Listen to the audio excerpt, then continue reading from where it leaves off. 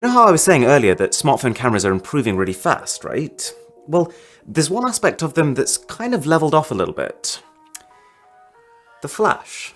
And so, what you're looking at right now is the Big Softy, aka smartphone flash done right. It is super easy to mount, not just on your phone mind you, it could be a laptop too. It's easy to control. It charges with the same USB-C cable as most Android phones, but most importantly, it makes an enormous difference. So this is video taken on an iPhone 12 Pro Max using the inbuilt flash, and this is taken using the Big Softy. But this difference becomes even more pronounced when we move to the front camera, because, well, most phones don't have a front flash module, whereas if you're using a tool like this, you can just flip it around. This feels like definite 8 out of 10 territory. Obviously, not everyone's going to want this fat thing on their phone, but for anyone who does, not really got much bad to say about it. So, there was a gadget I featured about a year ago, and it's one of those it's kind of stuck with me as part of my regular tech repertoire. It's called the Next Dock, and it's basically a cheap laptop, but it's empty. All it has is speakers and a battery, but the idea is that you can power it with your phone.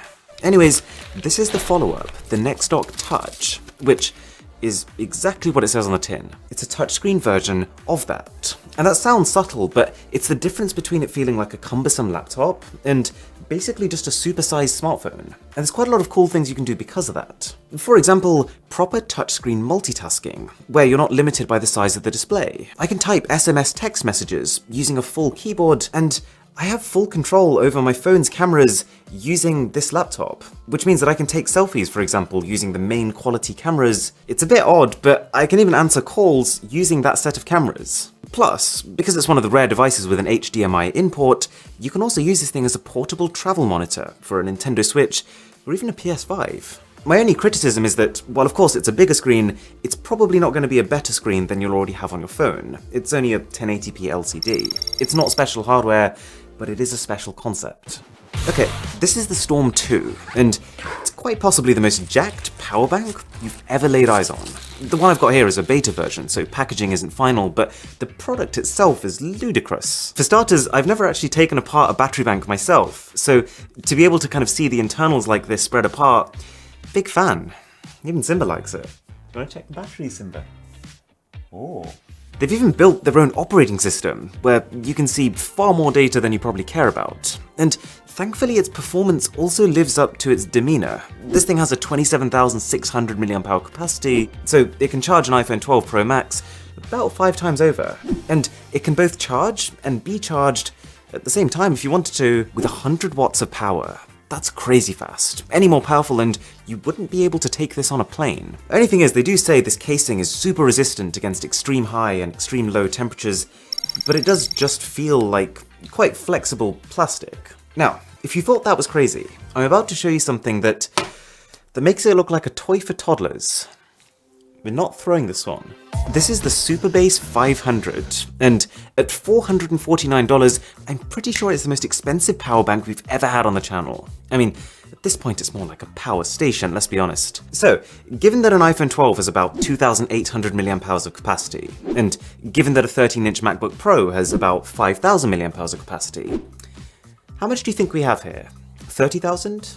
50,000? 140,000 mAh. Oh, also it can power 9 devices simultaneously, including 2 through AC power ports, capable of sending out 600 watts of power. Which makes this less about just topping your phone up, more about being your entire power solution. It's got a display up front to tell you its current capacity. It can be recharged in 5 different ways, and you could even plug in 2 cables at once to increase that speed further. You obviously have to be a very particular type of user to need this kind of power, but if you want it, it's here. Right. We've seen weird on this channel. We've had wallpapers that crash phones. We've had 2 separate run-ins with the Escobar family. We've had USB sticks that claim to create force fields around you. This one's up there. Awesome unboxing experience, I guess as you'd expect for close to $300, but you might be wondering, what am I looking at here? Well, these are smart shoes that sync with whatever music you're listening to on your phone and allow you to feel that sound through your feet. Yep. Now if that sounds ridiculous and kind of dumb, then I totally get it, because that's exactly what I thought too. But then I tried them, and I meant to go on a 10-minute walk. I ended up prancing around my room for 2 hours straight looking like an idiot. If you're someone who is moved by music, this feels like having a whole new dimension to it. So much so that it kind of now feels like something's missing without them. They have a built-in 6-hour battery. They're surprisingly good looking and comfortable, considering how much tech is packed into them. You have full control over the intensity of impact, and they even have latency compensation, meaning that you can manually offset when the vibrations hit to make sure that they're 100% in sync with the music you're listening to. They are heavy shoes, but 5 minutes in I was too busy cutting shapes to really care. Okay, let's have a look at the final scores for this charging test. So, on the Modular 5, the $30 cheaper wireless charger, but still not cheap, the phone is on 74% charged. On the expensive one, 51%. This is why wireless charging it sucks. But the takeaway is that if you do want to use a wireless charger, then it's really tough for me to recommend a luxury wireless charger. Okay, here's something to think about for a second. Your location, your operating system, every hardware detail of the device you're on right now, as well as all your past browsing history. These are things that you'd want to keep to yourself, right? Well, this is how much information a website immediately knows about you the second you click on it. And to be honest, if it's a website you trust, it's fine. But I think it's fair to say that there's a fair few that you wouldn't want to know this. And that's where Surfshark VPN comes in.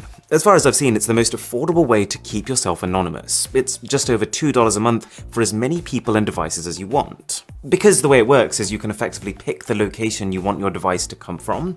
I can pick the US and watch US TV shows. You can effectively have the exclusives for every single region without leaving your home. Like, if I wanted to watch Batman the Dark Knight, I just switch to Canada, and I can do that. So, check the link in the description and use the code BOSS for 83% off and an extra 3 months for free.